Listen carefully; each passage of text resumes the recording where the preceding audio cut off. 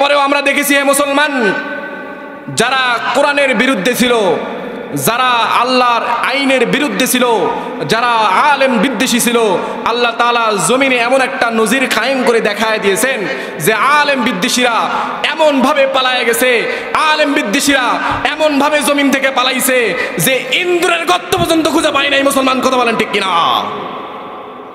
ইন্দুরের গর্ত পর্যন্ত খুঁজে পায় নাই।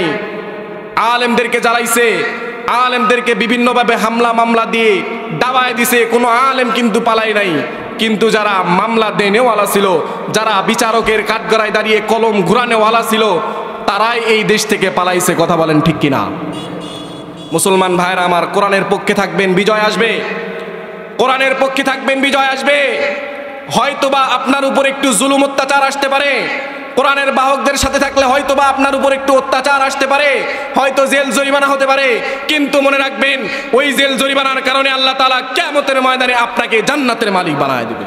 কারণ বিশ্বনবী জনাবে মুহাম্মদুর রাসূলুল্লাহ সাল্লাল্লাহু আলাইহি ওয়াসাল্লাম বলেন, কুনা আলিমান আও মুতাআল্লিমান আও মুস্তামিআন আও মুহিব্বান।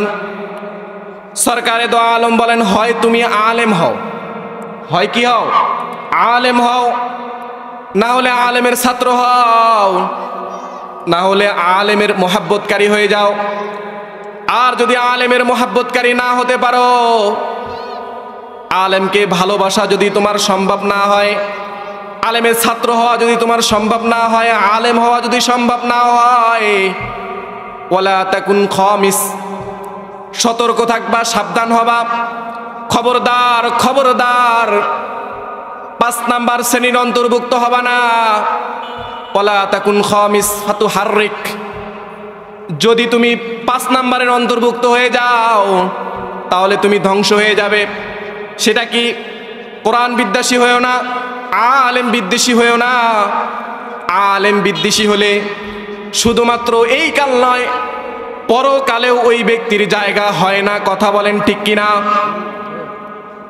মুসলমান ভাইয়েরা আমার, বিগত বছরগুলোতে আমরা দেখেছি যারা কোরআনের বাহক ছিল, যারা কোরআনুল কারীমের কথাগুলোকে মানুষের কাছে পৌঁছায় দেওয়ার চেষ্টা করেছিল, বছরের পর বছর নিজের ফিকির না করে, নিজে না খেয়ে, নিজের শরীরের চিন্তা না করে রাতকে রাত যারা কোরআনের তাফসিরে সময় দিয়েছিল, কোরআনের পাখিগুলো যারা, কোরআনের বাণীগুলো যারা বাহক ছিল, তাদেরকে কোরআনের কথা বলার জন্য, কোরআনের আহ্বায়ক হওয়ার জন্য যুগের পর যুগ, প্রায় 1 শতাব্দী, 1 যুগ আলেমদেরকে নির্যাতন করে জেলের মধ্যে ঢুকায় দেওয়া হয়েছিল। মুসলমান কথা বলেন ঠিক কিনা?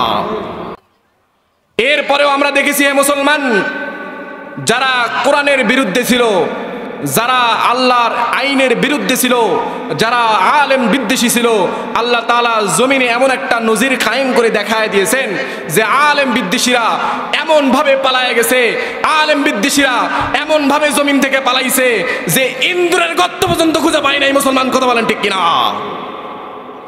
ইন্দুরের গর্ত পর্যন্ত খুঁজে পায় নাই। আলেমদেরকে জ্বালাইছে, আলেমদেরকে বিভিন্নভাবে হামলা মামলা দিয়ে দাবায় দিছে, কোনো আলেম কিন্তু পালায় নাই। কিন্তু যারা মামলা দেনেওয়ালা ছিল, যারা বিচারকের কাঠগড়ায় দাঁড়িয়ে কলম ঘুরানোওয়ালা ছিল, তারাই এই দেশ থেকে পালাইছে। কথা বলেন ঠিক কিনা? মুসলমান ভাইরা আমার, কোরআনের পক্ষে থাকবেন, বিজয় আসবে। কোরআনের পক্ষে থাকবেন, বিজয় আসবে। হয়তোবা আপনার উপর একটু জুলুম অত্যাচার আসতে পারে, কোরআনের বাহকদের সাথে থাকলে হয়তোবা আপনার উপর একটু অত্যাচার আসতে পারে, হয়তো জেল জরিমানা হতে পারে, কিন্তু মনে রাখবেন ওই জেল জরিমানার কারণে আল্লাহ তাআলা কিয়ামতের ময়দানে আপনাকে জান্নাতের মালিক বানায় দিবে। একজন তলেবে ইলমের কদর করার কারণে, ভালোবাসার কারণে আল্লাহ তাআলা আপনাকে জান্নাতের মালিক বানায় দিবে। বলেন না সুবহানাল্লাহ। সরকারে দো আলম আরেক হাদিসের মধ্যে বলেন, মিফতাহুল জান্নাতিস সালাহ, নামাজ জান্নাতের চাবি। প্রায় সময় এই হাদিসটা বলার সময় একটা ঘটনা আমি মানুষকে শোনাই। সেটা হলো এমন, মুসলমান ভাইয়েরা আমার, 3 বন্ধু মিলে কোনো এক জায়গায় ঘোরার জন্য গেছে। যাওয়ার পরে দেখতেছে ওই জায়গায় বিশাল বড় বড় ইমারত, 2 তলা 3 তলা 4 তলা পর্যন্ত বিল্ডিং। তারা যাইতে একটু লেট করার কারণে তাদেরকে প্রায় 300 তলা একটা বিল্ডিং এর মধ্যে একবারে উচ্চতম ফ্ল্যাটে তাদেরকে থাকতে দেওয়া হয়েছে, জায়গা নাই। এবং তাদেরকে জানায় দেওয়া হয়েছে, তাদেরকে বলে দেওয়া হয়েছে, আপনারা তো ঘোরার জন্য আসছেন, ভ্রমণকারী আপনারা, ঘুরবেন ঘুরেন, সমস্যা নাই, কিন্তু রাত 10টার পরে আমাদের হোটেলের লিফটটা বন্ধ হয়ে যায়। যেহেতু আপনারা একবারে টপ ফ্লোরের মধ্যে থাকেন, 300 তলার মধ্যে থাকেন, সব সময় আপনারা মনে রাখবেন, সব সময় খেয়াল রাখবেন যেন আপনারা লিফট বন্ধ হওয়ার আগে আসতে পারেন। যেহেতু 300 তলায় পায়ে হেঁটে ওঠাটা কি সম্ভব না অসম্ভব? অসম্ভব একটা ব্যাপার। তো 3 বন্ধু ঘোরার জন্য চলে গেছে। ঘুরতে ঘুরতে, সৌন্দর্য দেখতে দেখতে, আশপাশের লোপ লাবণ্যকে দেখতে দেখতে তাদের মনেই নাই যে 10টার পরে লিফট বন্ধ হয়ে যায়। তাদের মনেই নাই 10টার পরে লিফট বন্ধ হয়ে যায়। তো ঘুরতে ঘুরতে যখন হোটেলের কথা মনে হয়েছে, রাতে থাকার প্রয়োজন হয়েছে, চলে আসছে। আসার পরে দেখে রাত্রি বাজছে 12টা। রাত্রি বাজে কয়টা? 12টা। হোটেল থেকে তো জানায় দেওয়া হয়েছে 10টার পরে লিফট খোলা থাকে না, দরজা খোলা থাকে। এখন 3 বন্ধু কিভাবে উঠবে? 2-3 তলা ওঠার পরে, অন্ততপক্ষে স্বাভাবিকভাবে 10 তলা ওঠার পরে হাঁপায় গেছে। হাঁপায় যাওয়ার পরে 3 বন্ধু আর উঠতে পারে না। এখন এক বন্ধু আরেক বন্ধুর সাথে পরামর্শ করতেছে, বন্ধু ওঠার তো কোনো একটা মাধ্যম খোঁজা লাগবে, উপায় খোঁজা লাগবে। কি উপায়, কিভাবে ওঠা যায়? তো বন্ধু বলতেছে, বন্ধু আমরা আমাদের জীবনের যত গল্প আছে এই গল্পগুলো শেয়ার করা শুরু করি, দেখা যাক আমাদের জীবনের গল্পগুলো কত দূর পর্যন্ত যায়। তো তার এ কথা বলার পরে প্রথম বন্ধু গল্প শুরু করছে। তো তার জীবনের বৃত্তান্ত, বিভিন্ন জিনিস গল্প করতে করতে করতে করতে এক পর্যায়ে তার গল্পগুলো শেষ। তারা দেখে 100 তলায় উঠছে। কয় তালায়? 100 তলা। তার মানে এই বন্ধুর জীবন কাহিনী 90 তলায় সমাপ্ত। 10 তলায় তো ছিলই, পাশাপাশি আরও 90 তলায় উঠে তার গল্প শেষ। এবার দ্বিতীয় বন্ধু গল্প শুরু করছে। গল্প করতে করতে করতে করতে করতে করতে 200 তলা পর্যন্ত উঠে গেছে। উঠে যাওয়ার পরে দ্বিতীয় বন্ধুর গল্প শেষ। এবার তৃতীয় বন্ধুর গল্পের পালা। তৃতীয় বন্ধু তার জীবনের সব কাহিনী শুরু করছে। শুরু করার পরে বহু কষ্টে 300 তলায় তারা উঠছে। সাধারণ মানুষ আমরা 300 তলায় ওঠা, এটা কিন্তু একটা সহজ ব্যাপার নয়, খুব কঠিন একটা ব্যাপার। তো ওঠার পরে 3 জন ব্যক্তি হাঁপায় গেছে। চিত হয়ে কাত হয়ে দরজার সামনে অনেকক্ষণ থাকার পরে, বিশ্রাম নেওয়ার পরে যখন দরজাটা খুলতে গেছে, প্রথম বন্ধুটার মনে পড়ে গেছে, আমাদের দরজায় ঢুকতে গেলে তালা তো আমরা হোটেলের ম্যানেজারের কাছে জমা দিয়ে আসছি, চাবি তো জমা দিয়ে আসছি, ঢুকতে গেলে তো আমাদের চাবির দরকার।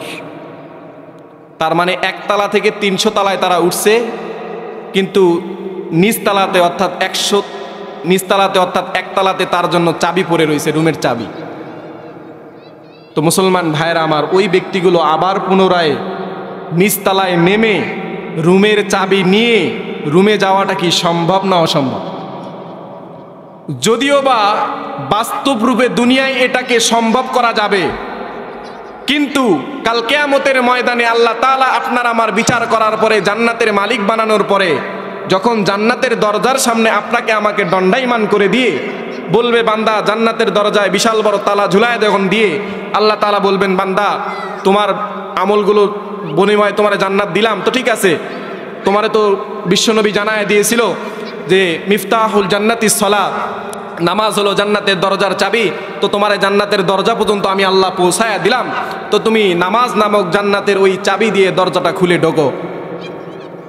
যদিও বা দুনিয়াতে 300 তলা থেকে নেমে চাবি নিয়ে আবার যাওয়াটা ওই দিন না হলেও পরের দিন সম্ভব হয়, কিন্তু কিয়ামতের ময়দানে আল্লাহ যদি আমাদের সাথে এইরকম মুআমেলা করে, এরকমভাবে যদি আমাদেরকে জান্নাতের সামনে দিয়া তালা মেরে যদি নামাজের চাবি নিয়ে জান্নাতে যাইতে বলে, মুসলমান ভাইয়েরা আমার, জান্নাতে যাওয়াটা আদৌ আমাদের জন্য পসিবল হবে না ইম্পসিবল হবে? একেবারেই ইম্পসিবল হয়ে যাবে, যাওয়াটা সম্ভব হবে না। এই জন্য আদ-দুনিয়া ও মাজরাতুল আখিরাহ, দুনিয়া হলো আপনার আমার জন্য কিয়ামতের ফসল, বীজ বপনের জন্য আল্লাহ তাআলা আমাদেরকে খেতি স্বরূপ দুনিয়াকে দিয়েছেন। ওইখানে আল্লাহ তাআলা আমাদেরকে জান্নাত দিবেন, ঠিক আছে, কিন্তু জান্নাতের চাবিটা আমাদেরকে দুনিয়া থেকে নিয়ে যাইতে হবে। মুসলমান ভাইয়েরা আমার, আল্লাহ রাব্বুল আলামিন সূরাতুল মুদ্দাসসিরের মধ্যে বলেন, যে সমস্ত ব্যক্তিরা জাহান্নামী হবে ওই জাহান্নামী ব্যক্তিদের প্রথম কারণ হবে তারা নামাজি না। ক্বালু লাম নাকু মিনাল মুসাল্লিন ওয়া লাম নাকু নুতঈমুল মিসকিন। দ্বিতীয় নাম্বার কারণ হবে তারা দুনিয়ায় ওয়া লাম নাকু নুতঈমুল মিসকিন, দ্বিতীয় নাম্বার কারণ হবে দুনিয়ায় তারা মিসকিনকে খাওয়াইতো না। আহা, আফসোস, পরিতাপ্তের বিষয়। আজকে আমরা আল্লাহ তাআলা আমাদের কিছু কিছু ব্যক্তিদেরকে এই পরিমাণ নাজ নেয়ামত দান করেছেন যে আল্লাহ তাআলা নিজে খাওয়া এবং অন্যকে খাওয়ানোর একটা সুযোগ করে দিয়েছেন। এরকম ধনবান ব্যক্তিত্ব আল্লাহ তাআলা আমাদেরকে দিয়েছেন। কিন্তু আফসোস, আমাদেরকে এই চিন্তা করার ব্যাপারে আল্লাহ তাআলা অনেককেই গাফেল রেখেছেন। যাহারে আমি তো 3 বেলা খাইতে পারি, আবার ইচ্ছা করলে 3 বেলা একজনকে ভালোভাবে খাওয়াইতে পারি, আমরা খাওয়াই না। কিন্তু সরকারে দো আলম বলেন আল ইয়াদুল উলিয়া খায়রুম মিনাল ইয়াদিস সুফলা, যে ক্ষুধার্ত অন্তরে তৃপ্তি দান সর্বাপেক্ষা শ্রেষ্ঠ দান। আহারে, আমার কত ভাই, আমার প্রতিবেশী অনাহারে আছে, তাদেরকে একটু খোঁজ নিয়ে তাদেরকে খাওয়াই, আমরা তো খাওয়াই না। যে সমস্ত ব্যক্তিরা জাহান্নামী হবে তারা ডাক দিয়ে বলবে, ও জান্নাতি ভাইরা আমার, আল্লাহ তাআলা আমাদেরকে যে জাহান্নামী দিয়েছেন তার 1 নাম্বার কারণ হলো আমরা নামাজি না, 2 নাম্বার কারণ হলো আমরা আশেপাশের যারা মিসকিন গরিব ছিল তাদেরকে খাওয়াইতাম না, 3য় নাম্বার কারণ তারা এই সূরাতুল মুদ্দাসসিরের মধ্যে আসছে, 3য় নাম্বার কারণে তারা বলবেন, ও জান্নাতি ভাইরা আমার, আমরা আলেম ওলামাদেরকে বিদ্বেষী থাকলাম, তাদের হক কথাগুলোকে মিথ্যা মনে করতাম, এমনটা আমরা মনে করতাম কিয়ামত কায়েম হবে না, এমনটা আমরা মনে করতাম নামাজের আমাদের প্রয়োজন নাই, অথবা এমনটা আমরা মনে করতাম বয়স কেবল 25, বয়স কেবল 30, বয়স কেবল 40, বুড়ো হয়ে গেলে নামাজ পড়বো, এরকমটা মনে করতাম। হাত্তা আতানাল ইয়াকিন,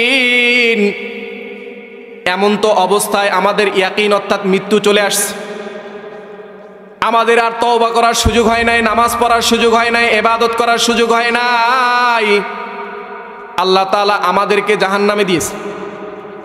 তো জাহান্নামের যে মৌলিক কারণগুলো এই সূরাতুল মুদ্দাসসির থেকে আপনাদেরকে জানাই দিয়ে গেলাম। হে মুসলমান, 1 নাম্বার কারণ হবে আমরা যদি নামাজ দুনিয়াতে না পড়ি আল্লাহ আমাদেরকে জাহান্নাম দিবেন। 2 নাম্বার কারণ হলো আপনি আমি যদি মিসকিনদেরকে গরিবদেরকে যথাসাধ্য মতো খাওয়াই না খাওয়াই সাহায্য না করি আল্লাহ আমাদেরকে জাহান্নাম দিবেন। 3য়তম কারণ হলো যদি আমরা দুনিয়ায় আলেম বিদ্বেষী হই, আলেমদেরকে নিয়ে ঠাট্টা বিদ্রুপ করি, তলেবে ইলমদেরকে নিয়ে ঠাট্টা বিদ্রুপ করি, তাহলে আমরা জাহান্নামে যাব। পাশাপাশি আল্লাহ তাআলা বলেন যদি আমরা কিয়ামতকে অস্বীকারী হই তাহলে আমরা কোথায় যাব? জাহান্নামে যাব। এই সমস্ত কারণ যেই সমস্ত ব্যক্তির মধ্যে আমাদের মধ্যে থাকবে, আমাদের জায়গাটা কোথায় হবে? জাহান্নাম হবে। এজন্য মুসলমান ভাইয়েরা আমার, আপনাদেরকে উদারত আহ্বান, শেষ কথায় এতটুকু বলে যাই, যদি আপনাদের মধ্যে এই গুণবলীগুলো থাকে, সদ্গুণ তো নয় অসৎগুণগুলো যদি থাকে, নামাজ না পড়া, মিসকিনদেরকে সামর্থ্য থাকার পরেও না খাওয়ানো, ওলামা বিদ্বেষী স্বভাব, এবং যদি কিয়ামতের ময়দানকে অস্বীকার করার একটা অভ্যাস আপনাদের মধ্যে থেকে যায়, এগুলো পরিবর্তন করার মতো সুযোগ এখনো জমিনে আছে না নাই? যতক্ষণ পর্যন্ত আপনি হায়াত পাবেন সুযোগ আছে। কিন্তু যদি মৃত্যু আপনার এসে যায়, হাত্তা আতানাল ইয়াকিন যদি আপনার আমার জন্য চলে আসে, তাহলে হাজারো চেষ্টা করে, হাজারো সেজদা দিয়ে, হাজারো চোখের পানি ঝরায়া আপনার আমার জান্নাতে যাওয়াটা পসিবল হবে না, বরঞ্চ আল্লাহ তাআলা আমাদেরকে জাহান্নাম দিবেন। এজন্য মুসলমান ভাইয়েরা আমার, ও গ্রামবাসী, ও মা বোনেরা, ও যুবক ভাইয়েরা আমার, মসজিদের কাতার, বিশেষ করে ফজরের আজানের সময় মুয়াজ্জিন আপনাকে আমাকে ডাকে, মসজিদ আপনাকে আমাকে ডাকে, অথচ আজকে ফজরের নামাজের দশা দেখি 3 জন 2 জন মুসল্লি। বাজার পর্যায়ে 2 কাতার 3 কাতার হয়, গ্রাম পর্যায়ে আমাদের এই গ্রাম্য পর্যায়ে মুসল্লি হয় না। আফসোস লাগে, আমাদের এই গ্রামবাসীকে কি মরা লাগবে কি লাগবে না? মরা লাগবে কি লাগবে না? আমাদেরকে মরা লাগবে। এই জন্য মসজিদ আমাদেরকে ডাকে, মুয়াজ্জিন আমাদেরকে কল্যাণের দিকে ডাকে, নামাজের দিকে ডাকে। আমরা চাইলেই নামাজে শরীক হতে পারি, নামাজে শরীক হওয়ার জন্য কোনো অনুমোদন লাগে না, নামাজে শরীক হওয়ার জন্য কোনো কষ্ট করা লাগে না, নামাজে শরীক হওয়ার জন্য কোনো শ্রম দেওয়া লাগে না, বরঞ্চ বিনা শ্রমে বিনা কষ্টেই নামাজে শরীক হওয়া যায়। কথা বলেন ঠিক কিনা? তো আল্লাহ তাআলা আমাদেরকে অন্ততপক্ষে এই পদ্মার পাড়াবাসীদেরকে নামাজি বানাক, সকলে বলি আমিন।